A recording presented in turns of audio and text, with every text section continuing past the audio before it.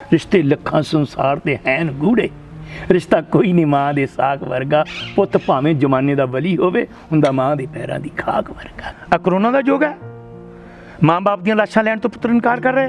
किड्डी दुख दी गल है कि साल बाद माँ दा दिहाड़ा आ रहा।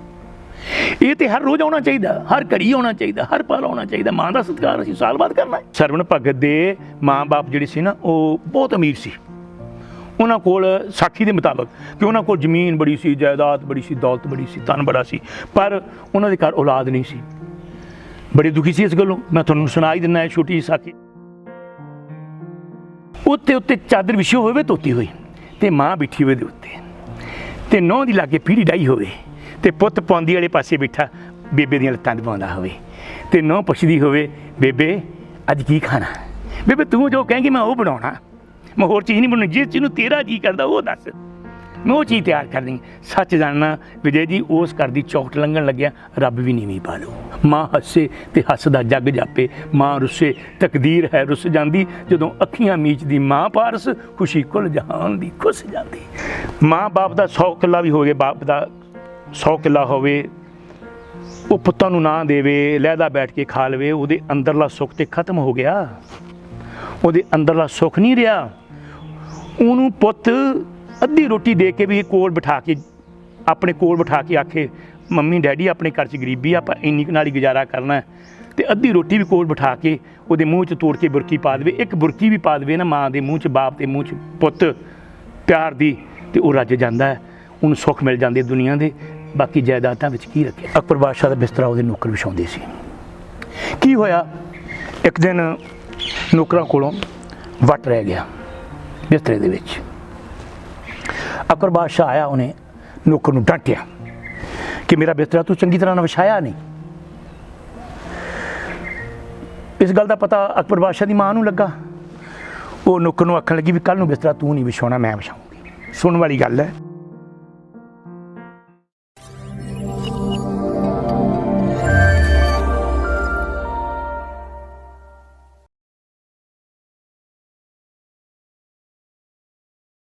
ਦੁੱਧਾਂ ਨਾਲ ਪੁੱਤ ਪਾਲ ਕੇ ਪਿੱਛੇ ਪਾਣੀ ਨੂੰ ਤਰਸਦੀਆਂ ਮਾਵਾਂ।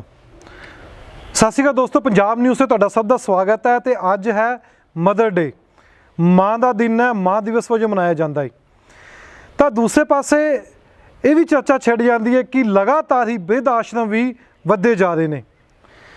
ਜਦੋਂ ਪੁੱਤ ਘਰ ਵਿੱਚ ਹੋਵੇ ਤਾਂ ਮਾਂ ਨੂੰ ਕਿਸੇ ਚੀਜ਼ ਦਾ ਫਿਕਰ ਨਹੀਂ ਹੁੰਦਾ। ਉਹ ਜਦੋਂ ਮਾਂ ਨੇ ਪੁੱਤ ਪਾਲਣੇ ਹੋਣ, चाहे 2 पुत ने चाहे 4 पुत ने, माँ ने कभी परवाह नहीं की। पर जो उही पुत्तां ने माँ नूं पालना होवे तो नुकताचीनी शुरू हो जाती है। मदर डे ते आपां गलबात करांगे अज ढाडी पारस जी नाल। समय समय ते ही समाज के मुद्दिआं लैके बोलते हैं, स्टेजां तो जाके भी गलबात करते हैं, आपदी चीज़ नूं कैस्टां राहीं भी दसाउंदे ने। उन्होंने गलबात करांगे, शुरुआत करांगे मदर डे तो। ढाडी वाहे खालसा वाहे की फतेह। वाहिगुरू जी का खालसा वाहिगुरू जी की फतेह जी। अज मदर डे है, माँ का दिन है। मैं जिवें शुरुआत च ही गल कह रहा सी कि बिरध आश्रम वधदे जा रहे हैं। पहले तो मदर डे ते आवांगे। मदर दिवस नूं, माँ के दिन नूं किद्दां देखदे हो? माँ जिहा कणछावां बूटा मैनूं जग ते नज़र ना आए, जिस तो लैके छां उधारी रब स्वर्ग बनाए। बाकी कुल दुनिया के बूटे जड़ सुक्कियां सुक जाते, ऐ पर फुल्लां दी कमलायां ये बूटा सुक जाए। माँ एक इहो जिहा शब्द है, एक इहो जिहा रिश्ता है जिस रिश्ते के अगे सत्कार नाल हर वेले सी चुकता है। माँ आखी तो कालज में ठंड पै जाती है। बेशक हुण कह के वेख लो, 80 साल का बजुर्ग तुरिया जा रहा होवे, घर में पुत होण, धीआं होण, दोते होण, पोते होण, अचानक ठेडा वजे, डिगदा सार मूँह चों निकलेगा हाय माँ लै ला। इंसान नूं दुख वेले माँ चेते आउंदी है ते सुख वेले होर रिश्ते। मेरी एक कैसट आई सी माँ, जिहदे विच मैं माँ के बारे में बहुत कुछ बोलिया। एक मेरी होर कैसट आई सी मरहूम गायक सरदूल सिकंदर जी, उन्होंने एक गीत सी उस कैसट दे विच, और उहदे विच गल्लां मैं कीतियां सी माँ के बारे च। उन्होंने गीत सी ते मैं गल्लां करदिआं कुछ शब्द वरते जिन्हां नूं अंडरलाइन करिओ कि दुनिया वालिओ, माँ रूपी छां जद तक साडे सिर ते रहिंदी है, माँ रूपी छां जद तक साडे सिर ते रहिंदी है, ये छां सानूं सूलां वांग चुभदी है। पर यह छां जदों सिर तो उठ जाती है, फिर इंसान जिंदगी के आखिरी श्वास तक माँ वर्गा ਪਿਆਰ ਮਾਂ ਵਰਗੀ ਠੰਡਕ ਦੁਨੀਆ ਦੇ ਹਰ ਰਿਸ਼ਤੇ 'ਚੋਂ ਲੱਭਦਾ ਮਰ ਜਾਂਦਾ ਏ। ਉਹਨੂੰ ਮਾਂ ਵਰਗਾ ਪਿਆਰ ਕਿਤੇ ਨਸੀਬ ਨਹੀਂ ਹੁੰਦਾ। ਕਹਿੰਦੇ ਨੇ ਅਕਬਰ ਬਾਦਸ਼ਾਹ ਦੀ ਮਾਂ ਦਾ ਦੇਹਾਂਤ ਹੋ ਗਿਆ। ਅਕਬਰ ਬਾਦਸ਼ਾਹ ਤੋਂ ਰੋਣਾ ਬੰਦ ਨਾ ਹੋਵੇ। ਵਜ਼ੀਰ ਆਏ ਆ ਕੇ ਆਖਣਗੇ ਬਾਦਸ਼ਾਹ ਸਲਾਮਤ, ਮਾਵਾਂ ਸਾਰਿਆਂ ਦੀਆਂ ਮਰਦੀਆਂ ਨੇ, ਤੁਹਾਡੀ ਮਾਂ ਮਰ ਗਈ ਕੋਈ ਨੋਖੀ ਗੱਲ ਨਹੀਂ, ਕਿਉਂਕਿ ਸੰਸਾਰ ਤੇ ਆਵਣ ਜਾਣਾ। ਆਓ ਰਾਜ ਦੇ ਕੰਮ ਕਾਜ ਨੂੰ ਸੰਭਾਲੋ। ਅਕਬਰ ਬਾਦਸ਼ਾਹ ਆਖਣ ਲੱਗਾ, ਭਲਿਓ ਲੋਕੋ, ਮੇਰੀ ਮਾਂ ਮੇਰੇ ਕੋਲੋਂ ਕੁਝ ਖੋ ਕੇ ਲੈ ਗਈ, ਮੈਨੂੰ ਅਧੂਰਾ ਕਰ ਗਈ। ਵਜ਼ੀਰ ਹੈਰਾਨ ਪਰੇਸ਼ਾਨ, ਆਖਣ ਲੱਗੇ ਬਾਦਸ਼ਾਹ ਸਲਾਮਤ, ਕੋਈ ਖਜ਼ਾਨਾ ਸੀ ਜਿਹਦਾ ਭੇਤ ਤੁਹਾਡੀ ਮਾਂ ਕੋਲ ਸੀ, ਤੁਹਾਨੂੰ ਨਹੀਂ ਦੱਸਿਆ, ਕਾਲ ਚਾਣਾ ਕਰ ਗਈ, ਨਾਲ ਲੈ ਗਈ। ਅਕਬਰ ਬਾਦਸ਼ਾਹ ਆਖਣ ਲੱਗਾ, ਮੇਰੇ ਸਾਰੇ ਖਜ਼ਾਨਿਆਂ ਦੀਆਂ ਚਾਬੀਆਂ ਮੇਰੀ ਮਾਂ ਕੋਲ ਹੁੰਦੀਆਂ, ਤੇ ਮਰਨ ਲੱਗੀ ਉਹ ਚਾਬੀਆਂ ਜਿਹੜੀਆਂ ਸਮੁੰਦਰ ਵਿੱਚ ਸੁੱਟ ਕੇ ਮਰ ਜਾਂਦੀ, ਮੈਨੂੰ ਪੂਰਾ ਦੁੱਖ ਨਹੀਂ ਸੀ ਹੋਣਾ, ਫਿਰ ਕੋਈ ਨੋਖਾ ਰਾਜ ਹੋਵੇਗਾ। ਵਜ਼ੀਰ ਆਖਣ ਲੱਗੇ। ਅਕਬਰ ਬਾਦਸ਼ਾਹ ਆਖਣ ਲੱਗਾ, ਨਹੀਂ ਤੇ ਫਿਰ ਤੁਹਾਡੇ ਕੋਲ ਤੁਹਾਡੀ ਮਾਂ ਕੀ ਲੈ ਗਈ? ਤੁਹਾਡੇ ਕੋਲ ਰਾਜ ਹੈ, ਭਾਗ ਹੈ, ਤਾਨ ਹੈ, ਦੌਲਤ ਹੈ, ਸੁੱਖ ਹੈ, ਸ਼ੋਹਰਤ ਹੈ। ਅਕਬਰ ਬਾਦਸ਼ਾਹ ਆਖਣ ਲੱਗਾ, ਭਲਿਓ ਲੋਕੋ, ਮੇਰੀ ਮਾਂ ਮੈਨੂੰ ਅੱਕੂ ਕਹਿਣ ਦਾ ਹੱਕ ਖੋ ਕੇ ਲੈ ਗਈ। ਅੱਜ ਮੈਨੂੰ ਘਰੇ ਗਿਆ, ਉਹਨੂੰ ਕਿਸੇ ਨੇ ਪਿਆਰ ਨਾਲ ਅੱਕੂ ਕਹਿ ਕੇ ਆਵਾਜ਼ ਨਹੀਂ ਮਾਰਨੀ। ਰਿਸ਼ਤੇ ਲੱਖਾਂ ਸੰਸਾਰ ਤੇ ਹੈਨ ਗੂੜੇ, ਰਿਸ਼ਤਾ ਕੋਈ ਨਹੀਂ ਮਾਂ ਦੇ ਸਾਕ ਵਰਗਾ। ਪੁੱਤ ਭਾਵੇਂ ਜ਼ਮਾਨੇ ਦਾ ਵਲੀ ਹੋਵੇ, ਹੁੰਦਾ ਮਾਂ ਦੇ ਪੈਰਾਂ ਦੀ ਖਾਕ ਵਰਗਾ। ਮਾਂ ਦਾ ਰਿਸ਼ਤਾ ਬਹੁਤ ਵੱਡਾ ਰਿਸ਼ਤਾ ਹੈ, ਰੱਬ ਤੋਂ ਵੀ ਉੱਪਰ ਰਿਸ਼ਤਾ ਹੈ। ਰੱਬ ਤੋਂ ਪਿਆਰਾ ਵੀ ਕੋਈ ਨਾ ਹੈ। ਮਾਂ ਹੈ ਉਹ ਮਾਂ ਹੈ, ਉਹ ਮਾਂ ਹੈ। ਤੁਸੀਂ ਸਮੇਂ-ਸਮੇਂ ਤੇ ਇਹੀ ਗੱਲਾਂ ਸਮਾਜ ਵਿੱਚ ਵੀ ਵਿਚਰਦੇ ਹੋ, ਸਮਾਜਿਕ ਮੁੱਦਿਆਂ ਤੇ ਵੀ ਚਰਚਾ ਕਰਦੇ ਹੋ। ਮਾਂ ਨੂੰ ਲੈ ਕੇ ਬਹੁਤ ਟੌਪਿਕ ਨੇ, ਬਹੁਤ ਇਸ ਚੀਜ਼ 'ਤੇ ਚਰਚਾ ਕੀਤੀ ਜਾ ਸਕਦੀ ਹੈ, ਪਰ ਅੱਜ ਦਾ ਦੌਰ ਦੇਖਦੇ ਹਾਂ ਤੇ ਪੁਰਾਣਾ ਦੌਰ ਦੇਖਦੇ ਹਾਂ, ਕਹਿੰਦੇ ਕਿ ਮਾਂ ਮਾਰਦੀ ਵੀ ਸੀ ਤਾਂ ਇਹ ਵੀ ਹੁੰਦਾ ਸੀ ਕਿ ਛਾਂ ਦੇ ਦੀ ਹੈ, ਤੇ ਅੱਜ ਦਾ ਯੁੱਗ ਆਪਾਂ ਦੇਖ ਲਈਏ, ਮਾਂ ਕਹਿੰਦੀ ਮਾਰਦੀ ਨਹੀਂ, ਬੱਚਾ ਉਹਨਾਂ ਵਿਗੜ ਜਾਂਦਾ। ਇਹ ਅੱਜ ਕੱਲ੍ਹ ਦੀ ਧਾਰਨਾ ਹੈ ਸਮਾਜ ਦੇ ਵਿੱਚ। ਅੱਜ ਸਮਾਜ ਕਿਸੇ ਹੋਰ ਪਾਸੇ ਨੂੰ ਤੁਰ ਪਿਆ। ਅੱਜ ਮਾਂ ਦਾ ਉਹ ਮੋਹ ਨਹੀਂ ਰਹਿ ਗਿਆ, ਅੱਜ ਮਾਂ ਬਾਪ ਦੀ ਉਹ ਕਦਰ ਨਹੀਂ ਰਹਿ ਗਈ। ਪਿੱਛੇ ਤੇ ਕਿਹਾ ਜਾਂਦਾ ਸੀ ਕਿ ਕਿਸੇ ਤੀਰਥ 'ਤੇ ਜਾਣ ਦੀ ਲੋੜ ਨਹੀਂ, ਜਿਸ ਘਰ ਵਿੱਚ ਮਾਂ ਬਾਪ ਹੈ ਉਹ ਮਾਂ ਬਾਪ ਦੀ ਸੇਵਾ ਕਰ ਲਵੇ ਤਾਂ ਉਹਨੂੰ ਤੀਰਥਾਂ ਦਾ ਫਲ ਮਿਲ ਜਾਂਦਾ ਹੈ। ਗੁਰਬਾਣੀ ਵਿੱਚ ਬੜੀ ਮਾਂ ਦੀ ਕਦਰ ਹੈ। ਸਾਡੇ ਗੁਰੂ ਪੀਰਾਂ ਨੇ, ਸਾਡੇ ਗੁਰੂ ਸਾਹਿਬਾਨਾਂ ਨੇ ਮਾਂ ਦੀ ਬੜੀ ਕਦਰ ਕੀਤੀ ਹੈ, ਮਾਂ ਨੂੰ ਬੜਾ ਤਕੜਾ ਰੁਤਬਾ ਦਿੱਤਾ ਹੈ। ਪਰ ਅਫਸੋਸ ਅੱਜ ਪੰਜਾਬ ਦੀ ਧਰਤੀ 'ਤੇ ਬਿਰਧ ਆਸ਼ਰਮ ਬਣਨੇ ਸ਼ੁਰੂ ਹੋ ਗਏ ਨੇ, ਜਿੱਥੇ ਅਸੀਂ ਮਾਂ ਨੂੰ ਬਾਪ ਨੂੰ ਚਾਹੁੰਦੇ ਹਾਂ। ਮੇਰੇ ਬੱਚੇ ਮੈਨੂੰ ਆਖਣ ਲੱਗੇ ਕਿ ਡੈਡੀ ਆਪਣੇ ਲਾਗੇ ਪਿੰਡ ਹੈ, ਉੱਥੇ ਇੱਕ ਬਿਰਧ ਆਸ਼ਰਮ ਬਣ ਰਿਹਾ। ਮੈਂ ਥੋੜ੍ਹਾ ਜਿਹਾ ਉਦਾਸ ਹੋ ਗਿਆ। ਮੈਨੂੰ ਕਹਿੰਦੇ ਡੈਡੀ ਤੂੰ ਕਾਹਤੋਂ ਉਦਾਸ ਹੋਇਆ? ਮੈਂ ਕਿਤੇ ਇਹ ਤਾਂ ਨਹੀਂ ਸੋਚ ਲਿਆ ਵੀ ਡੈਡੀ ਦੀ ਵੀ ਬੁਕਿੰਗ ਹੁਣੇ ਕਰਾ ਦਈਏ। ਸੋ ਕਹਿਣ ਤੋਂ ਭਾਵ ਅੱਜ ਅਸੀਂ ਬਿਰਧ ਆਸ਼ਰਮ, ਮਾਂ ਬਾਪ ਨੂੰ, ਜਿਨ੍ਹਾਂ ਨੇ, ਜਿਵੇਂ ਤੁਸੀਂ ਗੱਲ ਕੀਤੀ ਹੈ ਕਿ 7 ਪੁੱਤ ਪਾਲ ਲੈਂਦੀ ਹੈ ਇੱਕ ਮਾਂ, ਤੇ 7 ਪੁੱਤਰਾਂ ਕੋਲੋਂ ਇੱਕ ਮਾਂ ਨੂੰ ਰੋਟੀ ਨਹੀਂ ਦੇ ਹੁੰਦੀ, ਬੜੇ ਦੁੱਖ ਦੀ ਗੱਲ ਹੈ। ਅੱਜ ਕਿੱਧਰ ਨੂੰ ਸੰਸਾਰ ਚੱਲ ਜਾ ਰਿਹਾ। ਅੱਜ ਅਸੀਂ ਜਿਸ ਰਿਸ਼ਤੇ ਦੀ ਸਾਨੂੰ ਕਦਰ ਕਰਨੀ ਚਾਹੀਦੀ ਸੀ, ਉਸ ਰਿਸ਼ਤੇ ਤੋਂ ਅਸੀਂ ਸ਼ਰਮਸ਼ਾਰ ਹੋ ਰਹੇ ਹਾਂ, ਅਸੀਂ ਗੁਨਾਹਗਾਰ ਬਣ ਰਹੇ ਹਾਂ ਉਸ ਰਿਸ਼ਤੇ ਦੇ। ਅਸੀਂ ਉਸ ਰਿਸ਼ਤੇ ਨਾਲ ਉਹ ਮੋਹ, ਉਹ ਪਿਆਰ, ਉਹ ਸਤਿਕਾਰ ਨਹੀਂ ਕਰ ਰਹੇ। ਇਹ ਸੱਚਾਈ ਹੈ। ਤੁਸੀਂ ਇੰਗਲੈਂਡ ਦੀ ਇੱਕ ਉਦਾਹਰਨ ਦੇ ਰਹੇ ਸੀ, ਇੰਗਲੈਂਡ ਦੇ ਵਿੱਚ ਰਿਸ਼ਤਿਆਂ ਨੂੰ ਲੈ ਕੇ ਮੈਂ ਕਹਿੰਦਾ ਜ਼ਰੂਰ ਕਿੱਸਾ ਸੁਣਾਓ। ਜਦੋਂ ਤੁਸੀਂ ਸਾਂਝਾ ਕਰਦੇ ਸੀ, ਆਪਾਂ ਇੰਟਰਵਿਊ ਤੋਂ ਪਹਿਲਾਂ ਗੱਲਬਾਤ ਕਰਦੇ ਸੀ ਕਿ ਰਿਸ਼ਤੇ ਕਹਿੰਦੇ ਕਿੰਨੂ ਨੇ। ਉਹ ਇੰਗਲੈਂਡ ਵਾਲਾ ਕਿੱਸਾ, ਇੱਕ ਬੰਦਾ ਆਪਦੇ ਦਫਨਾਨ ਹੀ ਨਹੀਂ ਗਿਆ, ਮਾਂ ਨੂੰ, ਬਾਪ ਨੂੰ ਦਫਨਾਨ ਹੀ ਨਹੀਂ ਗਿਆ। ਹਾਂ, ਉਹ ਮੈਂ ਟੈਕਸੀ ਵੀ ਜਾ ਰਿਹਾ ਸੀ ਤੇ ਪਾਕਿਸਤਾਨ ਦਾ ਵੀਰ ਟੈਕਸੀ ਚਲਾ ਰਿਹਾ ਸੀ, ਸਾਨੂੰ ਕਿਤੇ ਹੋਰ ਜਗ੍ਹਾ 'ਤੇ ਲੈ ਕੇ ਜਾ ਰਿਹਾ ਸੀ, ਤੇ ਮੈਨੂੰ ਕਹਿੰਦਾ ਪਾਰਸ ਸਾਹਿਬ ਮੈਂ ਤੁਹਾਡੀਆਂ ਕੈਸਟਾਂ ਬੜੀਆਂ ਸੁਣੀਆਂ ਨੇ, ਬੜਾ ਪਿਆਰ ਕਰਦਾ ਮੈਨੂੰ, ਬੜਾ ਮੇਰੇ ਗੱਲਾਂ ਰਸਤੇ ਵਿੱਚ ਗੱਲਾਂ ਕਹਿੰਦਾ ਮੈਂ ਤੁਹਾਡੇ ਨਾਲ ਸ਼ੇਅਰ ਕਰਨਾ ਚਾਹੁੰਦਾ ਆਪਣੀ ਜ਼ਿੰਦਗੀ ਦਾ ਵਾਕਿਆਤ। ਉਹਨੇ ਦੱਸਿਆ ਕਿ ਮੈਨੂੰ ਜੋਬ ਆਈ, ਫੋਨ ਆਇਆ ਕਿ ਮੈਂ ਫਲਾਣੇ ਘਰ ਵਿੱਚ ਪਹੁੰਚੋ। ਉੱਥੇ ਮੈਂ ਗਿਆ ਤੇ ਮੈਨੂੰ ਉਹਨਾਂ ਨੇ ਇੱਕ ਫੁੱਲਾਂ ਦਾ ਗੁਲਦਸਤਾ ਦਿੱਤਾ। ਮੈਨੂੰ ਕਹਿੰਦੇ ਇਹ ਤੁਸੀਂ ਫਲਾਣੇ ਜਿਹੜਾ ਜਿਹਨੂੰ ਆਪਾਂ ਸ਼ਮਸ਼ਾਨ ਘਾਟ ਜਾਂ ਇੰਗਲਿਸ਼ ਵਿੱਚ ਕੁਝ ਹੋਰ ਕਹਿੰਦੇ ਹੋਣਗੇ, ਫਿਨਰਲ ਹਾਊਸ ਜਾਂ ਕੁਛ, ਕਿ ਉੱਥੇ ਜਿਹੜਾ ਇਹ ਤੁਸੀਂ ਕਬਰਸਤਾਨ ਦੇ ਉੱਤੇ, ਉੱਥੇ ਤੁਸੀਂ, ਹਾਂ ਕਬਰਸਤਾਨ ਦੇ ਉੱਤੇ ਤੁਸੀਂ ਉਹ ਫੁੱਲ ਜਿਹੜੇ ਦੇ ਹੋਣੇ। ਮੈਂ ਸੋਚਿਆ ਵੀ ਫੁੱਲਾਂ ਦਾ ਵਪਾਰੀ ਹੋਏਗਾ ਜਾਂ ਕੋਈ ਦੁਕਾਨ ਹੋਏਗੀ, ਇਹਦਾ ਕੋਈ ਕੰਟੈਕਟ ਹੋਏਗਾ, ਉੱਥੇ ਫੁੱਲ ਭੇਜਦਾ ਹੋਏਗਾ ਕਿਸੇ ਦੇ ਆਖਰੀ ਸਮੇਂ ਦੇ ਉੱਤੇ। ਅਤੇ ਨਾਲ ਹੀ ਉਹਨੇ ਮੈਨੂੰ ਕੁਝ ਪੈਸੇ ਹੋਰ ਦਿੱਤੇ। ਉਸ ਡਰਾਈਵਰ ਨੇ ਮੈਨੂੰ ਇਹ ਗੱਲ ਸੁਣਾਈ ਕਿ ਉਹਨੇ $50 ਮੈਨੂੰ ਹੋਰ ਦਿੱਤੇ, ਪਾਉਂਡ ਦਿੱਤੇ ਹੋਰ। ਮੈਨੂੰ ਆਖਿਆ ਵੀ ਤੁਸੀਂ ਇਹ 50 ਪਾਉਂਡ ਜਿਹੜੇ ਮੈਂ ਤੁਹਾਨੂੰ ਇਸ ਕਰਕੇ ਦੇ ਰਿਹਾ ਕਿ ਤੁਸੀਂ ਉੱਥੇ ਕੁਝ ਮਦਦ ਕਰਾ ਦਿਓ। ਮੈਂ ਪੁੱਛਿਆ ਵੀ ਉਹ ਕਿਸ ਗੱਲ ਰਹੀ? ਕਹਿੰਦਾ ਜੀ ਮੇਰਾ ਬਾਪ ਫੌਤ ਹੋਇਆ, ਮੈਂ ਜਾ ਨਹੀਂ ਸਕਦਾ, ਅਤੇ ਉਹਨੂੰ ਜਿਹੜਾ ਦਫਨਾਉਣਾ ਉੱਥੇ, ਅਤੇ ਉੱਥੇ ਕੋਈ ਹੋਰ ਨਹੀਂ ਪਹੁੰਚ ਰਿਹਾ, ਅਤੇ ਤੁਸੀਂ ਇਹ $50 ਮੇਰੇ ਕੋਲ ਲੈ ਲਿਓ ਅਤੇ ਉਹਨੂੰ ਤੁਸੀਂ ਦਫਨਾ ਦਿਓ ਨਾਲ। ਕਹਿੰਦਾ ਉਹ ਡਰਾਈਵਰ ਨੇ ਦੱਸਿਆ ਕਿ ਮੈਂ $50 ਨੂੰ ਵਾਪਸ ਕਰ ਦਿੱਤੇ। ਮੈਂ ਕਿਹਾ ਵੀਰ ਜੇ ਤੇਰੇ ਕੋਲ ਟਾਈਮ ਨਹੀਂ ਅਤੇ ਮੇਰੇ ਕੋਲ ਟਾਈਮ ਹੈ, ਮੇਰੇ ਕੋਲ ਇਨਸਾਨੀਅਤ ਹੈ, ਮੈਂ ਜਾ। ਕਹਿੰਦਾ ਤੂੰ ਕਿਉਂ ਨਹੀਂ ਜਾ ਸਕਦਾ? ਡਰਾਈਵਰ ਕਹਿੰਦਾ ਮੈਨੂੰ ਪੁੱਛਿਆ ਤੂੰ ਕਿਉਂ ਨਹੀਂ ਜਾ ਸਕਦਾ? ਕਹਿੰਦਾ ਮੈਂ ਬਿਜੀ ਹਾਂ, ਮੇਰੀ ਲਾਈਫ ਬੜੀ ਬਿਜੀ ਹੈ। ਇਹ ਸੱਚਾਈ ਦੀ ਗੱਲ ਦੱਸੀ ਉਹਨੇ। ਅਤੇ ਉਹ ਡਰਾਈਵਰ ਕਹਿੰਦਾ ਮੈਂ ਉਹਨੂੰ $50 ਵਾਪਸ ਕਰ ਦਿੱਤੇ। ਮੈਂ ਕਿਹਾ ਜੋ ਮੇਰੇ ਬਣਦੇ ਨੇ ਮੈਂ ਉਹ ਲਵਾਂਗਾ, ਮੈਂ ਟਾਈਮ ਕੱਢਾਂਗਾ। ਮੈਂ ਇਨਸਾਨ ਹਾਂ, ਤੂੰ ਇੱਕ ਪੁੱਤ ਹੁੰਦਾ ਹੈ ਉਹਦੇ ਉੱਤੇ ਪਿੱਛੇ ਹੋ ਰਿਹਾ, ਮੈਂ ਇੱਕ ਇਨਸਾਨ ਹੁੰਦਾ ਹੈ ਤੇਰੇ ਬਾਪ ਤੋਂ ਪਿੱਛੇ ਨਹੀਂ ਹੋਵਾਂਗਾ। ਇਹ ਸੱਚੀ ਕਹਾਣੀ ਉਹਨੇ ਮੈਨੂੰ ਸੁਣਾਈ। ਕਹਿਣ ਤੋਂ ਭਾਵ ਸਾਡੇ ਕੋਲ ਵਕਤ ਨਹੀਂ। ਅੱਜ ਵੀ ਤੁਸੀਂ ਵੇਖਦੇ ਹੋ ਆ ਕਰੋਨਾ ਦਾ ਯੁੱਗ ਹੈ, ਮਾਂ ਬਾਪ ਦੀਆਂ ਲਾਸ਼ਾਂ ਲੈਣ ਤੋਂ ਪੁੱਤਰ ਇਨਕਾਰ ਕਰ ਰਹੇ। ਕਿਹੜੇ ਦੁੱਖ ਦੀ ਗੱਲ ਹੈ। ਭਰਾਵਾਂ ਦੀਆਂ ਲਾਸ਼ਾਂ ਲੈਣ ਤੋਂ ਭਰਾ ਇਨਕਾਰ ਕਰ ਰਿਹਾ, ਕਿੱਡੇ ਦੁੱਖ ਦੀ ਗੱਲ ਹੈ। ਅੰਤਮ ਵੇਲੇ ਵੀ ਅਸੀਂ ਕੋਲ ਨਹੀਂ ਹੋ ਰਹੇ। ਠੀਕ ਹੈ, ਛੂਤ ਦੀ ਬਿਮਾਰੀ ਹੈ, ਲੇਕਿਨ ਸਭ ਕਰਦੇ ਨੇ। ਜੋ ਸੰਸਕਾਰ ਉੱਥੇ ਆ ਕੇ ਦੂਸਰੇ ਕਰੋਨਾ ਯੋਧੇ ਡਾਕਟਰ ਕਰਕੇ ਜਾਂਦੇ ਨੇ, ਉਹ ਕੀ ਅਸੀਂ ਉਹ ਕਿੱਟਾਂ ਪਾ ਕੇ ਆਪਣੇ ਮਾਂ-ਬਾਪ ਦਾ ਆਖਰੀ ਵਾਰ ਮੂੰਹ ਨਹੀਂ ਵੇਖ ਸਕਦੇ? ਲੇਕਿਨ ਪਿਆਰ ਹੀ ਨਹੀਂ ਰਹਿ ਗਿਆ, ਸਾਡੇ ਅੰਦਰ ਨਫ਼ਰਤ ਬਣ ਗਈ ਹੈ, ਅਸੀਂ ਮੋਹ ਹੀ ਨਹੀਂ ਸਾਡੇ ਕੋਲ ਰਹਿ ਗਿਆ। ਅਸੀਂ ਤਾਂ ਬਿਰਧ ਘਰਾਂ ਵਿੱਚ ਆਪਣੇ ਮਾਂ-ਬਾਪ ਨੂੰ ਛੱਡਣਾ ਸ਼ੁਰੂ ਕਰ ਦਿੱਤਾ। ਅਖੀਰਲੇ ਵੇਲੇ ਕੋਈ ਨਹੀਂ ਮਾਂ-ਬਾਪ ਦੇ ਕੋਲ ਹੁੰਦਾ, ਪੈਸੇ ਦੇ ਦਿੰਦੇ ਆ, ਲਓ ਜੀ ਇਹ ਬੰਦਾ ਰੱਖ ਦਿਓ, ਸਾਡੇ ਬਾਪ ਦੀ ਸੇਵਾ ਕਰੇਗਾ, ਕੇਅਰ ਐਂਡ ਟੇਕਰ ਰੱਖ ਦਿਓ। ਉਹ ਜਿਸ ਗੱਲ ਲਈ ਮਾਂ-ਬਾਪ ਨੇ ਪਾਲਿਆ ਹੁੰਦਾ ਪੁੱਤ ਨੂੰ, ਅੱਜ ਉਹ ਜਿਹੜੀ ਉਹ ਐਕਸੈਪਟ ਕਰਦਾ, ਕਿਉਂਕਿ ਇਸੇ ਕਰਕੇ ਹੀ ਮਾਂ-ਬਾਪ ਪੁੱਤ ਨੂੰ, ਬੱਚਿਆਂ ਨੂੰ ਪਾਲਦਾ, ਧੀ ਨੂੰ ਪਾਲਦਾ ਕਿ ਮੇਰੇ ਅਖੀਰਲੇ ਸਮੇਂ ਦੇ ਵਿੱਚ ਮੇਰੇ ਇਹ ਕੰਮ ਆਉਣਗੇ। ਪਰ ਉਹ ਅਖੀਰਲੇ ਸਮੇਂ ਦੀ ਸੇਵਾ ਜਿਹੜੀ ਹੈ ਉਹ ਵੀ ਅਸੀਂ ਖੁਆ ਦਿੱਤੀ ਹੈ, ਅਸੀਂ ਉਹਦੇ ਤੋਂ ਵੀ ਵਾਂਝੇ ਹੋ ਗਏ। ਇਹ ਸੱਚਾਈ ਹੈ। ਤੁਸੀਂ ਕਰੋਨਾ ਦੀ ਗੱਲ ਕੀਤੀ ਹੈ ਵੀ ਅੱਜ ਕੱਲ੍ਹ ਉਹੀ ਜਿਹੜੇ ਬਜ਼ੁਰਗ ਮਰ ਜਾਂਦੇ ਨੇ, ਹਾਂਜੀ ਹਾਂਜੀ, ਉਹਨਾਂ ਨੂੰ ਵੀ ਸੰਸਕਾਰ ਨਹੀਂ ਕਰ ਪਾਉਂਦੇ। ਫਿਰ ਉਹੋ ਜਿਹੇ ਪੁੱਤ ਜਿਹੜੇ ਹੈਗੇ ਨੇ ਪ੍ਰਾਪਰਟੀ ਦੇ ਹੱਕਦਾਰ ਹੈਗੇ ਨੇ। ਪ੍ਰੋਪਰਟੀ ਦੇ ਹੱਕਦਾਰ ਕੀ, ਮੈਂ ਤਾਂ ਕਹਿੰਦਾ ਸਮਾਜ ਉਹਨਾਂ ਨੂੰ ਬਿਲਕੁਲ ਸੇਕ ਦੇਣਾ ਚਾਹੀਦਾ। ਤੁਸੀਂ ਪਿੱਛੇ ਜੇ ਸੋਸ਼ਲ ਮੀਡੀਆ ਦੇ ਉੱਤੇ ਆਈ ਸੀ ਖਬਰ, ਜਿਹਦੇ ਵਿੱਚ ਦੱਸਿਆ ਸੀ ਵੀ ਇੱਕ ਉਹ ਮਾਂ ਦੇ ਪੁੱਤ ਜਿਹੜੇ ਨੇ ਉਹ ਏਡੇ ਏਡੇ ਆਫਿਸਰ ਲੱਗੇ ਹੋਏ ਨੇ, ਉਹ ਛੋਟੀ ਜਿਹੀ ਝੁੱਗੀ ਵਿੱਚ ਗੁਜ਼ਾਰਾ ਕਰਦੀ ਹੈ। ਤੁਹਾਡੀ ਸੋਸ਼ਲ ਮੀਡੀਆ ਨੇ ਹੀ ਉਸ ਮਾਂ ਦੀ ਸੇਵਾ ਕਰਵਾਈ। ਔਰ ਇਹ ਵੀ ਬੜੇ ਦੁੱਖ ਦੀ ਗੱਲ ਹੋਈ ਕਿ ਉਹ ਪਤਾ ਲੱਗਾ ਕਿ ਉਹ ਦੂਸਰੇ ਦਿਨ ਮਾਂ ਜਿਹੜੀ ਉਹ ਵਿਚਾਰੀ 2 ਦਿਨ ਹੀ ਉਹਨੇ ਧੀਆਂ ਪੁੱਤਾਂ ਦੇ ਘਰ ਜਾ ਕੇ ਕੱਢੇ, ਉਹ ਫੌਤ ਹੋ ਗਈ, ਉਹ ਸੁਰਗਵਾਸ ਹੋ ਗਈ, ਮਰ ਗਈ। ਸੋ ਕਹਿਣ ਤੋਂ ਭਾਵ ਅਸੀਂ ਵੱਡੇ ਵੱਡੇ ਅਫਸਰ ਬਣ ਜਾਂਦੇ ਹਾਂ, ਅਸੀਂ ਉੱਥੇ ਗਰੇਜ ਕਰਦੇ ਹਾਂ। ਅਸੀਂ ਦਿਨ ਅੱਜ ਦਾ ਦਿਹਾੜਾ ਮਦਰ ਡੇ ਆ ਤੁਸੀਂ ਕਹਿ ਰਹੇ। ਵੈਸੇ ਮੇਰੀ ਇੱਕ ਵਿਜੇ ਦੀ ਗੱਲ ਹੈ ਕਿ ਕਿੱਡੇ ਦੁੱਖ ਦੀ ਗੱਲ ਹੈ ਕਿ ਸਾਲ ਬਾਅਦ ਮਾਂ ਦਾ ਦਿਹਾੜਾ ਆ ਰਿਹਾ। ਇਹ ਤਾਂ ਹਰ ਰੋਜ਼ ਆਉਣਾ ਚਾਹੀਦਾ, ਹਰ ਘੜੀ ਆਉਣਾ ਚਾਹੀਦਾ, ਹਰ ਪਲ ਆਉਣਾ ਚਾਹੀਦਾ। ਮਾਂ ਦਾ ਸਤਿਕਾਰ ਅਸੀਂ ਸਾਲ ਬਾਅਦ ਕਰਨਾ ਹੈ, ਕਿੱਡੀ ਦੁੱਖ ਦੀ ਗੱਲ ਹੈ। ਮਾਂ ਨੂੰ ਚੇਤੇ ਸਾਲ ਬਾਅਦ ਕਰਨਾ ਹੈ। 364 ਦਿਨ ਅਸੀਂ ਯਾਦ ਹੀ ਨਹੀਂ ਕਰਨਾ, 365 ਦਿਨ ਯਾਦ ਕਰਨਾ। ਸਾਡੀ ਸਭਿਅਤਾ, ਸਾਡਾ ਸਮਾਜ, ਸਾਡੀ ਸਿੱਖੀ, ਸਾਡਾ ਧਰਮ ਇਹ ਕਹਿੰਦਾ ਕਿ ਮਾਂ ਨੂੰ ਤਾਂ ਅਸੀਂ ਸਵਾਸ ਯਾਦ, ਉਹ ਤਾਂ ਉਹਦੇ ਜੋ ਸਾਡੇ ਤੋਂ ਉਪਕਾਰ ਕੀਤੇ ਹੋਏ ਆ ਉਹਨਾਂ ਦਾ ਤਾਂ ਅਸੀਂ ਦੇਣ ਦੇ ਹੀ ਨਹੀਂ ਸਕਦੇ, ਕਦੀ ਵੀ ਸੱਚ ਜਨਮ ਨਹੀਂ ਦੇ ਸਕਦੇ।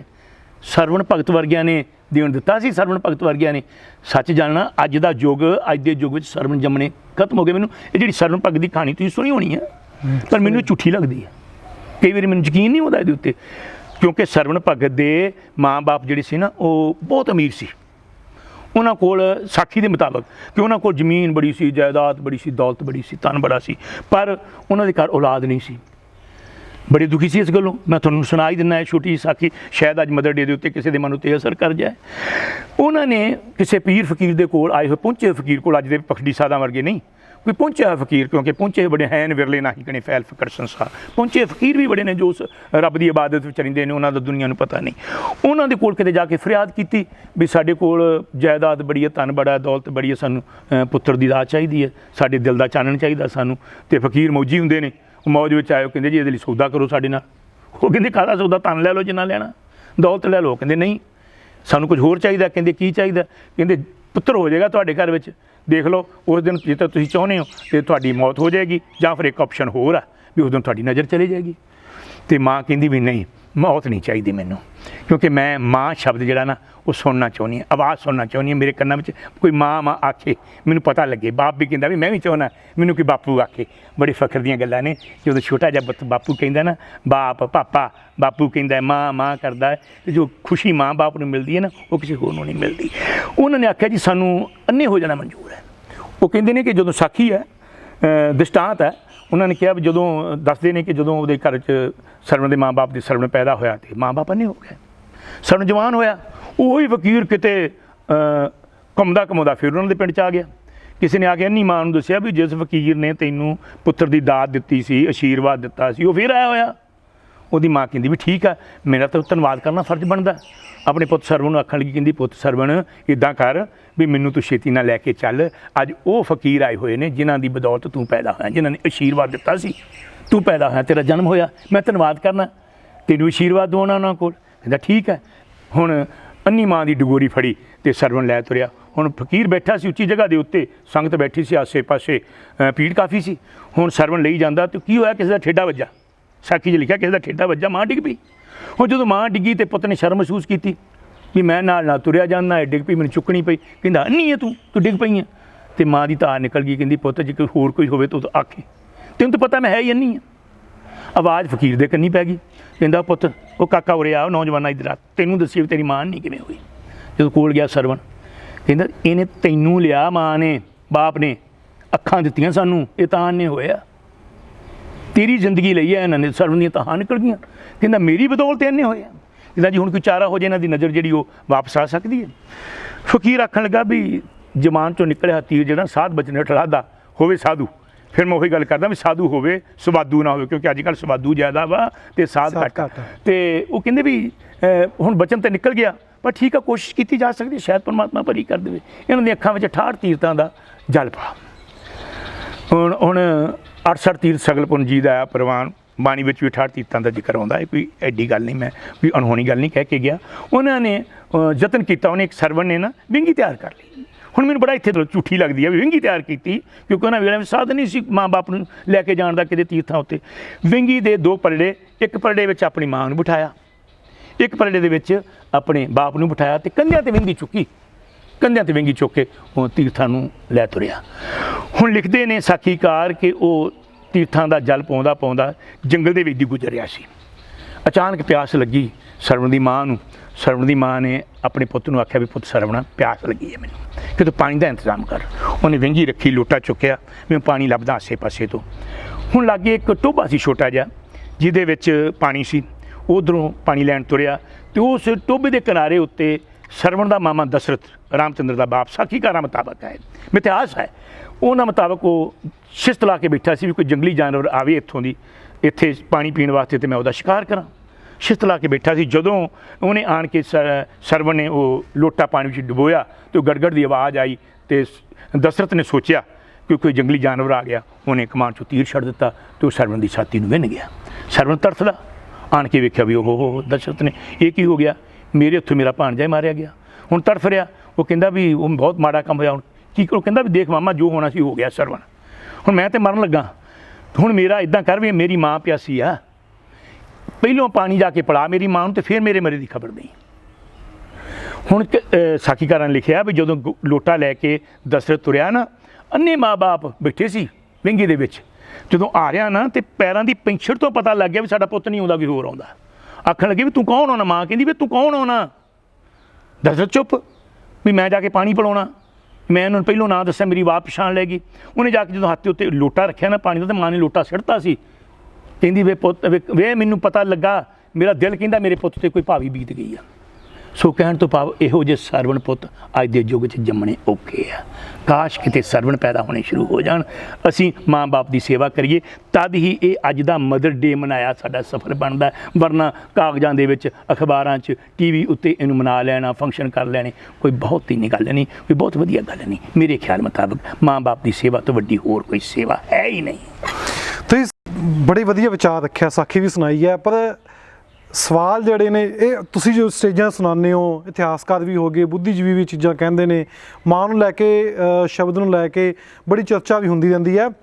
ਫਿਰ ਜੇ ਸਭ ਕੁਝ ਇਤਿਹਾਸ ਆਪਣੇ ਕੋਲ ਮੌਜੂਦ ਹੈ, ਪੂਰੇ ਭਾਰਤ ਵਿੱਚ ਇਤਿਹਾਸ ਮੌਜੂਦ ਹੈ, ਸਿੱਖਾਂ ਪੱਖੋਂ ਵੀ ਗੱਲ ਕਰ ਲਈਏ ਜਾਂ ਬਾਕੀ ਧਾਰਮਿਕ ਪੱਖੋਂ ਵੀ ਗੱਲ ਕਰ ਲਈਏ, ਫਿਰ ਤੁਸੀਂ ਹੁਣ ਜ਼ਿਕਰ ਕਰ ਰਹੇ ਕਿ ਤੁਹਾਡੇ ਘਰ ਦੇ ਨਾਲ ਪਿੰਡ ਵਿੱਚ ਬਿਰਧ ਆਸ਼ਰਮ ਬਣ ਰਿਹਾ, ਉਸ ਦਾ ਜ਼ਿੰਮੇਵਾਰ ਕੌਣ ਹੈ? ਜਿਹਨੂੰ ਇਤਿਹਾਸ ਪਤਾ ਹੈ, ਸਭ ਕੁਝ ਸਾਡੇ ਕੋਲ ਨੇ, ਤੱਥ ਸਾਡੇ ਕੋਲ ਨੇ, ਫਿਰ ਸਮੱਸਿਆ ਕਿੱਥੇ ਆ ਜਾਂਦੀ ਹੈ? ਉਹਨਾਂ ਬਿਰਧ ਆਸ਼ਰਮਾਂ ਵਿੱਚ ਉਹ ਬਿਰਧ ਤੇ ਜਾਣ ਜਿਨ੍ਹਾਂ ਦਾ ਕੋਈ ਧੀਆ ਪੁੱਤ ਨਹੀਂ, ਠੀਕ ਹੈ, ਉੱਥੇ ਬਣਨ ਦੀ ਲੋੜ ਹੈ। ਉਹ ਜਾਣ ਜਿਨ੍ਹਾਂ ਦਾ ਕੋਈ ਧੀ ਪੁੱਤ ਨਹੀਂ, ਲਵਾਰਸ ਨੇ, ਕੋਈ ਰਿਸ਼ਤੇਦਾਰ ਨਹੀਂ, ਕੋਈ ਇਹੋ ਜਿਹੀ ਹਾਲਾਤ, ਕੋਈ ਪ੍ਰੋਪਰਟੀ ਨਹੀਂ, ਉੱਥੇ ਜਾ ਕੇ ਉਹਨਾਂ ਦੀ ਸੇਵਾ ਹੋਵੇ, ਬਹੁਤ ਵਧੀਆ ਗੱਲ ਹੈ। ਲੇਕਿਨ ਅਫਸੋਸ ਤਾਂ ਇਹ ਆ ਕਿ ਅਸੀਂ ਘਰ ਦੇ ਵਿੱਚ ਬਿਰਧ ਆਸ਼ਰਮ ਬਣਾ ਦਿੰਦੇ ਹਾਂ, ਉਹ ਤਾਂ ਦੂਰ ਦੀ ਗੱਲ ਹੈ।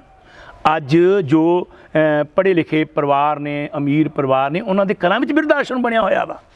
ਬੇਬੇ ਦਾ ਕਮਰਾ ਲਹਿਦਾ ਬਣਿਆ ਹੋਇਆ ਦੂਰ, ਉੱਥੇ ਬਾਪੂ ਬੈਠਾ, ਬਾਪੂ ਦਾ ਮੰਜਾ ਡਿੱਠਾ ਜਾਂ ਇਕੱਲੀ ਬੇਬੇ ਦਾ ਜਾਂ ਇਕੱਲੇ ਬਾਪੂ ਦਾ। ਉੱਥੇ ਉਹਨਾਂ ਦਾ ਕੇਅਰ ਐਂਡ ਟੇਕਰ ਰੱਖਿਆ ਹੋਇਆ, ਤੁਸੀਂ ਸੇਵਾ ਕਰਨੀ ਹੈ। ਨੌਂ ਨੇ 8 ਦਿਨ ਜਾਣਾ ਜਾਂ ਪੁੱਛ ਲੈਣਾ ਉਹਨੂੰ, ਆਵਾਜ਼ ਮਾਰ ਕੇ ਕੇਅਰ ਐਂਡ ਟੇਕਰ ਨੂੰ, ਕਿੱਦਾਂ ਬੇਬੇ ਠੀਕ ਆ, ਬਲ ਤਾਂ ਉਹ ਵੀ ਨਹੀਂ ਪੁੱਛਣਾ। ਅਤੇ ਜਦੋਂ ਬੀਬੀ ਸਵਾਦ ਛੱਡ ਗਈ ਫਿਰ ਲੰਮੇ ਲੰਮੇ ਬੈਣ ਪਾਉਣ ਚਲੇ ਜਾਣਾ। ਸੋ ਕਹਿਣ ਤੋਂ ਭਾਵ ਕਿੱਡੇ ਦੁੱਖ ਦੀ ਗੱਲ ਹੈ, ਅਸੀਂ ਅਖੀਰਲੇ ਸਮੇਂ 'ਤੇ ਵੀ ਆਪਣੇ ਮਾਂ ਬਾਪ ਨੂੰ ਨਹੀਂ ਸੰਭਾਲ ਸਕਦੇ। ਸੱਚ ਜਾਣਨਾ, ਕਿਤੇ ਘਰ ਦੇ ਵਿੱਚ ਵਿਹੜੇ ਦੇ ਵਿਚਕਾਰ ਮਾਂ ਦੀ ਮੰਜੀ ਡੱਠੀ ਹੋਵੇ, ਬਿਰਧ ਦੀ, ਉੱਤੇ ਚਾਦਰ ਵਿਛੀ ਹੋਵੇ, ਭਾਵੇਂ ਥਾਂ ਥਾਂ ਤੋਂ ਪਾਟੀ ਹੋਵੇ। ਗਰੀਬੀ ਅਮੀਰੀ ਘਰ ਦੇ ਪਰਛਾਵੇਂ ਨੇ। ਇਹ ਨਹੀਂ ਕਿ ਗਰੀਬ ਘਰ ਹੀ ਸੌਖਾ ਹੁੰਦਾ, ਖੁਸ਼ ਹੁੰਦਾ, ਜਾਂ ਅਮੀਰ ਘਰ ਹੀ ਸੌਖਾ ਹੁੰਦਾ, ਨਹੀਂ। ਇਹ ਸੁੱਖ ਜਿਹੜਾ ਨਾ ਉਹ ਸੋਚਦਾ। ਉੱਤੇ ਚਾਦਰ ਵਿਛੀ ਹੋਵੇ ਧੋਤੀ ਹੋਈ, ਅਤੇ ਮਾਂ ਬੈਠੀ ਹੋਵੇ ਦੇ ਉੱਤੇ, ਅਤੇ ਨਹੁੰ ਦੀ ਲਾਗੇ ਪੀੜੀ ਡਾਈ ਹੋਵੇ, ਅਤੇ ਪੁੱਤ ਪੌਂਦੀ ਵਾਲੇ ਪਾਸੇ ਬੈਠਾ ਬੇਬੇ ਦੀਆਂ ਲੱਤਾਂ ਦਬਾਉਂਦਾ ਹੋਵੇ ਤੇ ਨਹੁੰ ਪੁੱਛਦੀ ਹੋਵੇ ਬੇਬੇ ਅੱਜ ਕੀ ਖਾਣਾ, ਬੇਬੇ ਤੂੰ ਜੋ ਕਹੇਂਗੀ ਮੈਂ ਉਹ ਬਣਾਉਣਾ, ਮੈਂ ਹੋਰ ਚੀਜ਼ ਨਹੀਂ ਬਣਾਉਣੀ, ਜਿਸ ਚੀਜ਼ ਨੂੰ ਤੇਰਾ ਜੀ ਕਰਦਾ ਉਹ ਦੱਸ, ਮੈਂ ਉਹ ਚੀਜ਼ ਤਿਆਰ ਕਰਨੀ। ਸੱਚ ਜਾਣਨਾ ਵਿਜੇ ਜੀ, ਉਸ ਘਰ ਦੀ ਚੌਕਟ ਲੰਘਣ ਲੱਗਿਆ ਰੱਬ ਵੀ ਨੀਵੀਂ ਪਾ ਲਓ, ਸੱਚ ਕਹਿ ਰਿਹਾ, ਰੱਬ ਵੀ ਨੀਵੀਂ ਪਾ ਲਓ। ਮਾਂ ਹੱਸੇ ਤੇ ਹੱਸਦਾ ਜੱਗ ਜਾਪੇ, ਮਾਂ ਰੁੱਸੇ ਤਕਦੀਰ ਹੈ ਰੁੱਸ ਜਾਂਦੀ, ਜਦੋਂ ਅੱਖੀਆਂ ਮੀਚਦੀ ਮਾਂ ਪਾਰਸ, ਖੁਸ਼ੀ ਕੁੱਲ ਜਹਾਨ ਦੀ ਖੁੱਸ ਜਾਂਦੀ।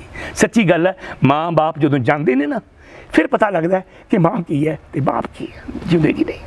ਸੌਖਾ ਹੈਗਾ ਸ਼ਬਦ ਕਹਿਣਾ ਇੰਨੇ, ਕਿੰਨਾ ਕੁ ਸੌਖਾ ਇਹ ਕੰਮ ਜੋ ਤੁਸੀਂ ਗੱਲ ਦੱਸਦੇ ਹੋ, ਲੱਗਦਾ ਕਿ ਅੱਜ ਦੇ ਯੁੱਗ ਵਿੱਚ ਹੁੰਦਾ ਹੋਊਗਾ, ਸ਼ਹਿਰਾਂ ਦੇ ਨਹੀਂ ਹੋ ਰਿਹਾ, ਅੱਜ ਦੇ ਯੁੱਗ ਵਿੱਚ ਹੁੰਦਾ ਹੋਊਗਾ। ਸਮੱਸਿਆ ਤਾਂ ਉੱਥੇ ਆ ਕੇ ਖੜ ਜਾਂਦੀ ਹੈ ਨਾ, ਜਦੋਂ ਤੁਸੀਂ ਮਾਂ ਨੂੰ ਫਿਰ ਕੀ ਲੋੜ ਹੈ ਵਿਜੇ ਜੀ, ਮੈਂ ਤਾਂ ਇਹੀ ਗੱਲ ਕਰ ਰਿਹਾ ਵੀ ਕੀ ਲੋੜ ਹੈ ਫਾਰਮੈਲਿਟੀ ਦੀ, ਮਤਲਬ ਡੇ ਮਨਾਉਣ ਦੀ ਕੀ ਲੋੜ ਹੈ। ਇਹਨੂੰ ਅਸੀਂ ਬੜੇ ਕਾਗਜ਼ਾਂ ਦੀ ਛੁੱਟੀ ਲੈ ਕਰਦੇ ਹਾਂ, ਕਈ ਜਗ੍ਹਾ 'ਤੇ ਛੁੱਟੀਆਂ ਹੁੰਦੀਆਂ ਨੇ, ਫੰਕਸ਼ਨ ਕੀਤੇ ਜਾਂਦੇ ਨੇ, ਕੀ ਲੋੜ ਹੈ ਜਦੋਂ ਪ੍ਰੈਕਟੀਕਲ ਤੌਰ 'ਤੇ ਅਸੀਂ ਮਾਂ ਬਾਪ ਦੀ ਸੇਵਾ ਹੀ ਨਹੀਂ ਕਰਨੀ, ਅਮਲ ਨਹੀਂ ਹੋ ਰਿਹਾ, ਅਮਲ ਨਹੀਂ ਕਰਨੀ। ਗੱਲ ਤਾਂ ਅਮਲ ਦੀ ਹੈ, ਅਸੀਂ ਅੱਜ ਕੱਲ੍ਹ ਫਾਰਮੈਲਿਟੀ ਦੇ ਉੱਤੇ ਆ ਰਹੇ ਹਾਂ, ਅਮਲ 'ਤੇ ਨਹੀਂ ਆ ਰਹੇ। ਸੋ ਲੋੜ ਹੈ ਜੇਕਰ ਜਮ ਮਨਾਓ ਮਦਰ ਡੇ, ਪਰ ਮਦਰ ਡੇ ਸਾਲ ਬਾਅਦ ਨਾ ਮਨਾਓ, ਮਦਰ ਡੇ ਹਰ ਦਿਨ ਮਨਾਓ। ਹਰ ਰਾਤ ਨੂੰ ਸ਼ਾਮ ਨੂੰ ਬਾਪ ਦੇ ਕੋਲ ਪੁੱਤ ਆਵੇ, ਕਿੰਨਾ ਵੀ ਬਿਜੀ ਹੋਵੇ, ਇੱਕ ਵਾਰ ਆ ਕੇ ਮਾਂ ਨੂੰ ਪੁੱਛ ਲਵੇ, ਮਾਂ ਅੱਜ ਤੇਰਾ ਦਿਨ ਕਿਵੇਂ ਲੰਘਿਆ, ਡੈਡੀ ਅੱਜ ਤੇਰਾ ਦਿਨ ਕਿਵੇਂ ਲੰਘਿਆ, ਇੱਕ ਵਾਰ ਗਲ 'ਚ ਲੈ ਲਵੇ, ਜੱਫੀ ਪਾ ਲਵੇ, ਮਾਂ ਨਾਲ ਪਿਆਰ ਕਰ ਲਵੇ। ਮਾਂ ਦੀ ਜਿਹੜੀਆਂ ਅਸੀਸਾਂ ਨੇ ਨਾ, ਉਹ ਰੱਬ ਦੀਆਂ ਅਸੀਸਾਂ ਤੋਂ ਕਿਤੇ ਉੱਪਰ ਹੈ, ਰੱਬ ਪਿੱਛੇ ਰਹਿ ਜਾਂਦਾ ਹੈ, ਰੱਬ ਤੋਂ ਪਿਆਰਾ ਵੀ ਕੋਈ ਨਾ ਹੈ। ਮਾਂ ਹੈ ਉਹ, ਮਾਂ ਹੈ ਉਹ, ਮਾਂ ਹੈ। ਸੱਚ ਜਾਣਾ, ਮੇਰੇ 'ਤੇ ਕਿਸੇ ਨੇ ਕ੍ਰਿਟੀਸਾਈਜ਼ ਕੀਤਾ ਸੀ ਵਿਜੇ ਜੀ, ਮੈਨੂੰ ਪੁੱਛਿਆ ਸੀ, ਕਹਿੰਦੇ ਪਾਰਸ ਤੂੰ ਰੱਬ ਤੋਂ ਪਿਆਰਾ ਕਿਵੇਂ ਕਹਿ ਦਿੰਦਾ, ਤੂੰ ਰੱਬ ਤੋਂ ਉੱਚਾ ਦਰਜਾ ਕਿਵੇਂ ਦੇ ਦਿੰਦਾ ਮਾਂ ਨੂੰ। ਰੱਬ ਦੀ ਹੋਂਦ ਨੂੰ ਪੈਦਾ ਕਰਨ ਵਾਲੇ ਭਗਤ ਨੇ, ਭਗਤਾਂ ਨੂੰ ਪੈਦਾ ਕਰਨ ਵਾਲੀ ਮਾਂ ਹੈ। ਜੇ ਮਾਂ ਤ੍ਰਿਪਤਾ ਨਾ ਹੁੰਦੀ, ਗੁਰੂ ਨਾਨਕ ਪਾਤਸ਼ਾਹ ਸੰਸਾਰ 'ਤੇ ਨਹੀਂ ਸੀ ਆਉਣੇ। ਜੇ ਮਾਂ ਗੁਜਰੀ ਨਾ ਹੁੰਦੀ ਤੇ ਗੁਰੂ ਗੋਬਿੰਦ ਸਿੰਘ ਜੀ ਮਹਾਰਾਜ ਸੰਸਾਰ 'ਤੇ ਨਹੀਂ ਸੀ ਆਉਣੇ। ਮਾਂ ਮਰੀਮ ਨਾ ਹੁੰਦੀ, ਫਰੀਦ ਕਿੱਥੋਂ ਆਉਂਦਾ। ਸੋ ਕਹਿਣ ਤੋਂ ਭਾਵ ਮਾਂ ਹੀ ਸਾਡਾ ਸਭ ਤੋਂ ਉੱਚਾ ਦਰਜਾ ਹੈ, ਸਭ ਤੋਂ ਸੇਵਾ ਦਾ ਦਰਜਾ ਮਾਂ ਤੇ ਬਾਪ ਹੈ, ਇਸ ਤੋਂ ਉੱਪਰ ਹੋਰ ਕੋਈ ਨਹੀਂ, ਇਸ ਤੋਂ ਉੱਪਰ ਹੋਰ ਕੋਈ। ਜਦੋਂ ਪ੍ਰਾਪਰਟੀਆਂ ਦੀ ਗੱਲ ਆਉਂਦੀ ਹੈ, ਜਦੋਂ ਸਮਾਜ ਦੇ ਵਿੱਚ ਖੁਦ ਵੀ ਆਪਣੇ ਸਮਾਜ ਦੇ ਵਿੱਚ ਚੱਲਦਾ ਹੈ ਕਿ ਜਦੋਂ ਉਹ 'ਤੇ ਵਿਆਹੀ ਜਾਂਦੀ ਹੈ ਤਾਂ ਉਹਦੀ ਪਿੱਛੋਂ ਦੀ ਜਿਹੜੀ ਜਨਮ ਦਾ ਜਾਂ ਆਪਾਂ ਕਹਿ ਲਈਏ ਜਾਤ ਹੈ ਉਹ ਮਿਟਾ ਦਿੱਤੀ ਜਾਂਦੀ ਹੈ, ਜੋ ਵਿਆਹੀ ਜਾਂਦੀ ਹੈ ਫਿਰ ਬੰਦੇ ਦੀ ਪਿੱਛੇ ਜੋੜ ਦਿੱਤੀ ਜਾਂਦੀ ਹੈ। ਤਾਂ ਲੱਗਦਾ ਅਸੀਂ ਇੱਥੇ ਵੀ ਕਿਤੇ ਉਲਝ ਕੇ ਰਹਿ ਗਏ ਚੀਜ਼ਾਂ ਦੇ ਵਿੱਚ। ਇਹ ਚੀਜ਼ਾਂ ਕਿਉਂ ਹੁੰਦੀਆਂ ਨੇ ਵਾਲੀਆਂ, ਕਿ ਸਾਡਾ ਇੱਕ ਪਿੱਛੋਂ ਪਰੰਪਰਾ ਚੱਲੀ ਜਾਂਦੀ ਵੀ ਚੀਜ਼ਾਂ ਚੱਲਣ ਦਿਓ, ਹੋਣੀਆਂ ਨੇ ਇੱਦਾਂ ਹੀ। ਨਹੀਂ ਦੇਖੋ, ਇਹ ਤਾਂ ਕੋਈ ਐਡੀ ਗੱਲ ਨਹੀਂ ਕੀ ਮਾਂ ਬਾਪ ਤੇ ਦੇਖੋ ਜੀ, ਮੈਂ ਉੱਥੇ ਫਿਰ ਭਾਵੁਕਤਾ ਦੇ ਰਿਸ਼ਤੇ 'ਚ ਆਉਣਾ ਵੀ ਮਾਂ ਬਾਪ ਦੇ ਰਿਸ਼ਤੇ ਅੱਗੇ ਤੁਸੀਂ ਗੱਲ ਮੇਰੇ ਨਾਲ ਇੰਟਰਵਿਊ ਤੋਂ ਪਹਿਲਾਂ ਕਰ ਰਹੇ ਸੀ ਵੀ ਮਾਂ ਬਾਪ ਨੂੰ ਪ੍ਰੋਪਰਟੀ ਆਪਣੇ ਨਾਂ ਰੱਖਣੀ ਚਾਹੀਦੀ ਆ। ਕੀ ਕਰੇਗਾ ਪ੍ਰੋਪਰਟੀ ਨੂੰ? ਮਾਂ ਬਾਪ ਦਾ 100 ਕਿੱਲਾ ਵੀ ਹੋਵੇ, ਬਾਪ ਦਾ 100 ਕਿੱਲਾ ਹੋਵੇ, ਉਹ ਪੁੱਤਾਂ ਨੂੰ ਨਾ ਦੇਵੇ, ਲਹਿਦਾ ਬੈਠ ਕੇ ਖਾ ਲਵੇ, ਉਹਦੇ ਅੰਦਰਲਾ ਸੁੱਖ ਤੇ ਖਤਮ ਹੋ ਗਿਆ, ਉਹਦੇ ਅੰਦਰਲਾ ਸੁੱਖ ਨਹੀਂ ਰਿਹਾ।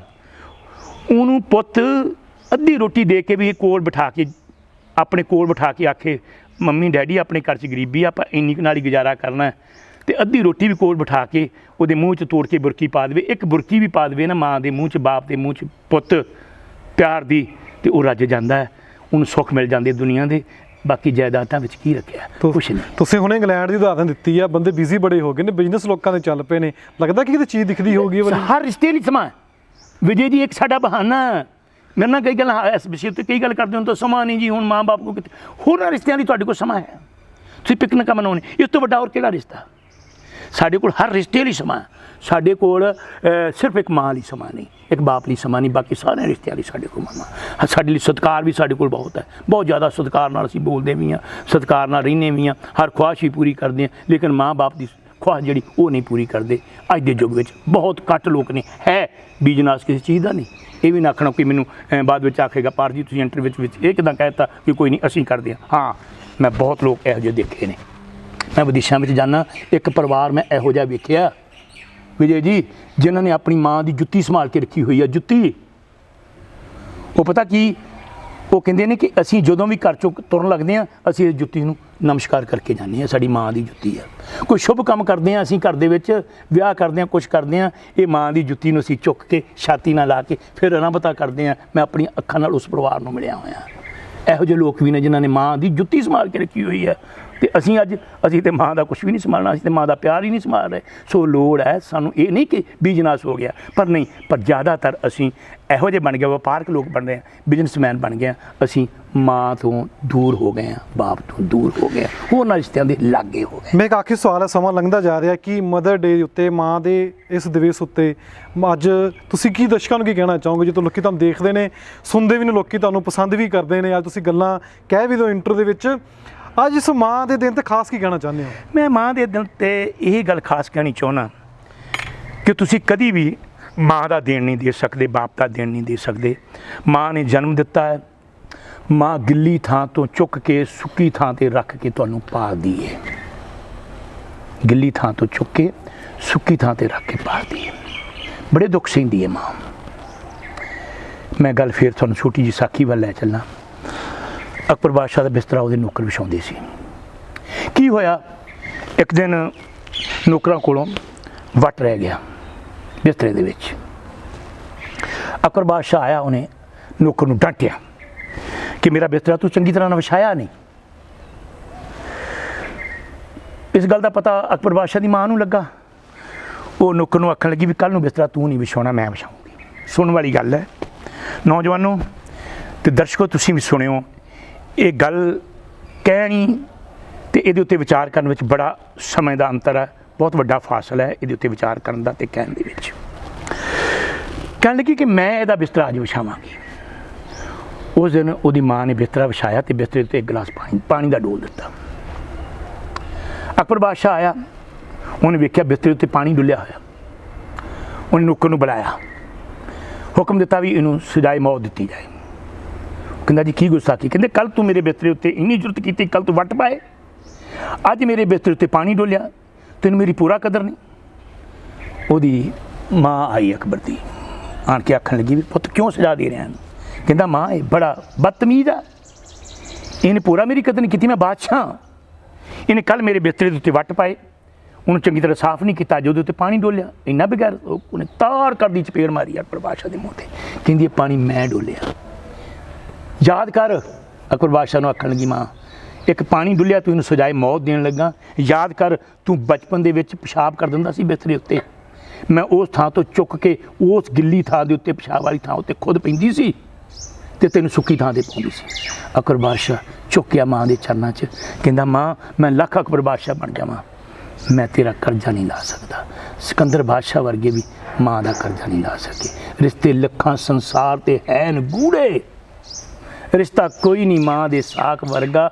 ਪੁੱਤ ਭਾਵੇਂ ਜ਼ਮਾਨੇ ਦਾ ਵਲੀ ਹੋਵੇ, ਹੁੰਦਾ ਮਾਂ ਦੇ ਪੈਰਾਂ ਦੀ ਖਾਕ ਵਰਗਾ। ਸੋ ਕਹਿਣ ਤੋਂ ਭਾਵ ਨੌਜਵਾਨੋ, ਦਰਸ਼ਕੋ, ਸਿਰਫ ਮੈਂ ਤਾਂ ਇਹੋ ਹੀ ਕਹਾਂਗਾ ਕਿ ਮਾਂ ਬਾਪ ਦੀ ਸੇਵਾ ਤੋਂ ਉੱਪਰ ਹੋਰ ਕੋਈ ਤੀਰਥ ਨਹੀਂ, ਮਾਂ ਬਾਪ ਦੀ ਸੇਵਾ ਤੋਂ ਉੱਪਰ ਹੋਰ ਕੋਈ ਸੇਵਾ ਨਹੀਂ।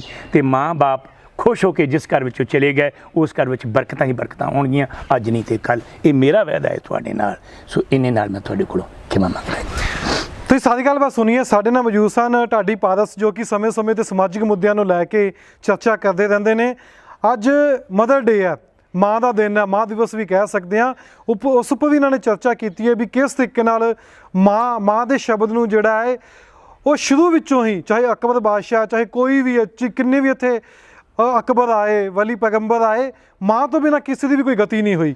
ਤਾਂ ਪੰਜਾਬ ਨਿਊਜ਼ ਨਾਲ ਜੁੜੇ ਦੇਣਾ, ਪੇਜ ਨੂੰ ਲਾਈਕ ਕਰਨਾ, ਵੀਡੀਓ ਸ਼ੇਅਰ ਕਰਨਾ ਤਾਂ ਕਿ ਦੂਜਿਆਂ ਤੱਕ ਵੀ ਜਾਣਕਾਰੀ ਪਹੁੰਚ ਸਕੇ।